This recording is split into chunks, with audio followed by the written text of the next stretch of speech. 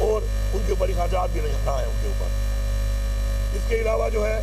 Industry کے بارے میں بڑا فوکس کیا ہوا ہے، اور انشاءاللہ ہم پوری کوشش کر رہے ہیں کہ ہماری تمام جیلیں جو ہیں ان کے اندر پراپر، جس طرح پشاور میں کچھ جیلوں میں بڑا اچھا بھی ہم نے اسٹیبلش کر لیا ہے، جس سے کافی زیادہ جو ہے ریونیو آ رہا ہے، اور ریونیو ہمیں نہیں آ رہا تو اسی قیدی کو جو بینیفیشری کرتا ہے اس کے گھر والوں کو ملتا ہے۔ تو مجھے بڑی خوشی ہوئی، جو میں لیتا رہتا ہوں جب فیڈ بیک کے ایسے بھی قیدی ہیں کہ جن کو ایک مہینے میں 50,000 سے بھی زیادہ ملا ہے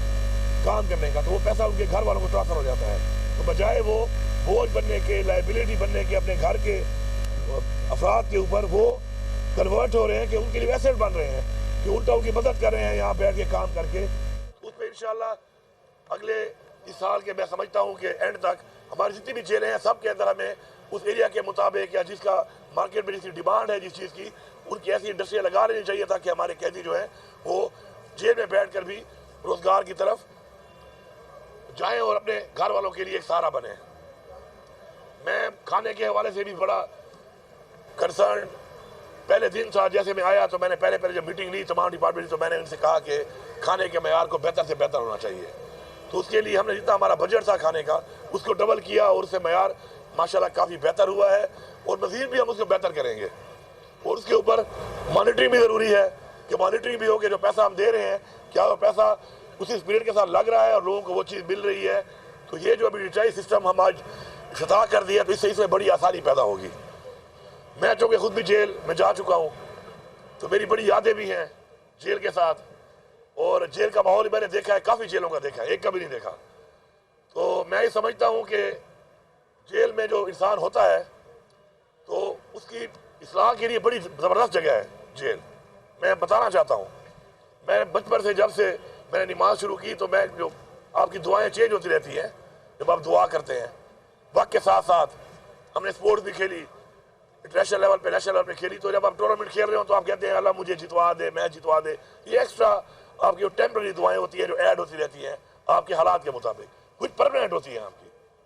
تو میری جو پرماننٹ دعا میں ایک دعا تھی وہ یہ تھی کہ یا اللہ مجھے توفیق عطا فرما، ہمیشہ سے میں دعا کرتا تھا کہ میں نماز پڑھا کروں۔ تو انسان جو ہے وہ چونکہ انسان خطا کا پتلا ہے، تو میں نماز میں اتنا زیادہ پرٹیکولر نہیں تھا، پابند نہیں تھا۔ جیل جانے کے بعد ماشاءاللہ مجھے ایک جو سب سے بڑا فائدہ ہوا یہ ہوا کہ میں نے نماز فل شروع کر دی پابندی کے ساتھ،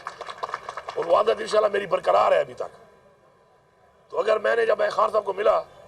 اور باتیں ہوئی تو میں نے کہا خان صاحب وہ چھوڑے میرے ساتھ کیا ہوا کیا نہیں، وہ گزر گیا ہے۔ میں ایک بار بتا رہا ہوں کہ شاید میری یہ دعا جو ہے وہ جیل میں قبول ہونی تھی، تو اس لیے مجھے جیل جانا پڑا اور وہ میری دعا قبول ہو گئی ہے ماشاءاللہ۔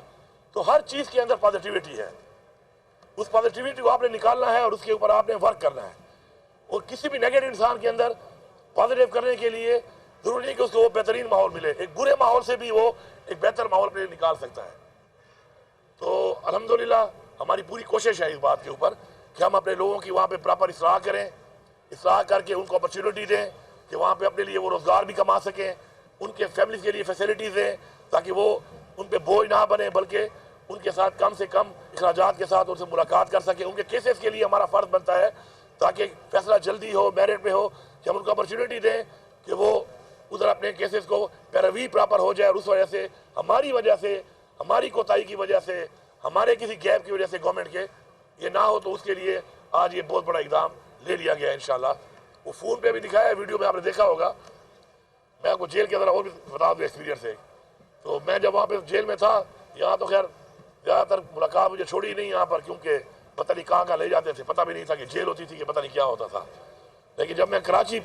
سندھ جب گیا تو ادھر جیل میں پراپر میں ایک جیل میں چلا گیا، تو وہاں پر وہ میرے بھائی مجھے ملنے جب آئے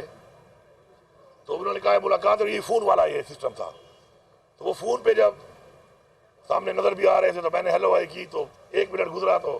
میں نے کہا نماز کا ٹائم ہو رہا ہے میں جا رہا ہوں۔ انہوں نے کہا یار پہلی دفعہ ملاقات ہو رہی ہے، کوئی گپ لگا لے۔ میں نے کہا میں کیا گپ لگاؤں گا، میں جیل میں پڑا ہوں، میرے پاس کوئی گپ نہیں ہے۔ میں نے کہا بس ٹھیک ہے، سب اچھا ہے۔ دوسرا، اس دوران میں 1-2 دفعہ جب مجھے ٹرانسپورٹ کرتے تھے، اچھے لوگ بھی ہوتے ہیں، مجبوریاں ہوتی ہیں، اس لیے میں سب کو سمجھاتا ہوں کسی کی ایک چیز کو آپ ایک اینگل سے نہ دیکھیں، مجبوری بھی ہو سکتی ہے۔ تو بیچ میں 2 دفعہ جب مجھے ٹرانسپورٹیشن کو میری بہت زیادہ رہی ہے، میں تقریباً گھومتا ہی رہا ہوں گاڑیوں میں، تو اچھے لوگوں نے مجھے ایک دفعہ کہا کہ جی آپ فون پہ اگر بات کرتے ہیں تو آپ کو گھر میں بات کرا دیتے ہیں، تو میں نے کہا میری بات نہ کراؤ۔ انہوں نے کیوں؟ میں نے کہا میں کمزور ہو جاؤں گا۔ तुम मेरी घर बात कराओगे मेरे बच्चों से तो शायद मैं